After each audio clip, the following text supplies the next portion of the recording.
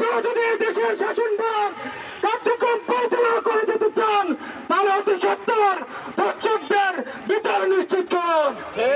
যে ধর্ষণের শাস্তি বলা হয়েছে মৃত্যুদণ্ড অথবা যাবজ্জীবন, অতি শীঘ্রই এই মৃত্যুদণ্ড নিশ্চিত করে ধর্ষকের এই বাংলাদেশ হতে বিতাড়িত করার জন্য পথ সুগম করুন।